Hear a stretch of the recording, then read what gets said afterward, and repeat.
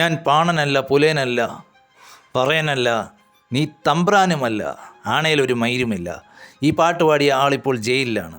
ആൾ ചെയ്ത കുറ്റത്തിനെ ഞാൻ ഒരിക്കലും ന്യായീകരിക്കുന്നില്ല. എന്നാൽ ഇതേ തെറ്റ് ചെയ്ത ആളുകൾ ഇവിടെ പുറത്തിറങ്ങി നടക്കുന്നുണ്ട്, ജാമ്യത്തിൽ ഇറങ്ങി നടക്കുന്നുണ്ട്. പക്ഷേ ഈ ആൾക്കൊരിക്കലും ജാമ്യം കിട്ടത്തുമില്ല. അതെന്തുകൊണ്ടാണെന്ന് നിങ്ങൾക്കെല്ലാവർക്കും അറിയുകയും ചെയ്യാം. മാത്രവുമല്ല, പലപ്പോഴും നമുക്ക് വാർത്ത കേട്ടിട്ടുണ്ട് ആനക്കൊമ്പൊക്കെ കാളക്കൊമ്പായ കഥകൾ. ആ ഒരു പ്രിവിലേജ് ഒരിക്കലും ഇയാൾക്ക് കിട്ടാനും പോകുന്നില്ല. കാരണം എന്താണെന്ന് നിങ്ങൾക്കറിയാം. കോളേജിലെ സമരമുഖങ്ങളിൽ പങ്കെടുക്കുന്ന നിൻ്റെ കൂട്ടുകാരനും നിൻ്റെയും പേരിൽ കേസുകളുണ്ടാവും. പക്ഷെ നീ ഒരിക്കലും ആ കേസിൽ നിന്നും മുക്തനാവത്തില്ല. നിൻ്റെ കൂട്ടുകാരൻ സുഖമായിട്ട് ഊരിപ്പോരുകയും ചെയ്യും. കാരണം എന്താണെന്ന് നിനക്കറിയാം.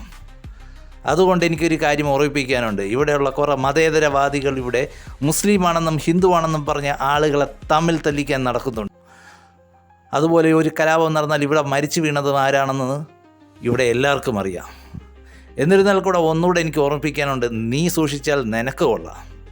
അല്ലാതെ ഇവിടെ വിഷം തുപ്പുന്ന പല പോസ്റ്റുകളും മുസ്ലിമുകൾക്കെതിരായിട്ടും ഹിന്ദുക്കളാണെന്ന് നിന്നെ ബോധിപ്പിച്ചുകൊണ്ട് നീ അതുകൊണ്ട് ഇവർക്കെതിരെ തിരിയണമെന്നും പറഞ്ഞുകൊണ്ട് ഇറക്കുന്ന പല വിഷം തുപ്പുന്ന പോസ്റ്റുകളും ഇവിടെ പ്രത്യക്ഷപ്പെടാം. അതിലൊന്നും വീണു പോകരുത്. ഇതിൽ ലാഭം കൊയ്യുന്ന ആളുകൾ ആരാണെന്ന് നീ മനസ്സിലാക്കിയാൽ നിനക്ക് കൊള്ളാം. ഈ വേടൻ എന്ന് പറയുന്ന ആൾ ഒരു ഉദാഹരണം മാത്രമാണ്. കലാഭവൻ മണി എന്ന് പറയുന്നയാളും ഒരു ഉദാഹരണം മാത്രമാണ്. ഇതുപോലുള്ള പല ഉദാഹരണങ്ങളും ഉണ്ടാവാം. പക്ഷേ നമ്മൾ സൂക്ഷിച്ചാൽ നമുക്ക് കൊള്ളാമെന്ന് പറഞ്ഞുകൊണ്ട് ഞാൻ നിർത്തുന്നു.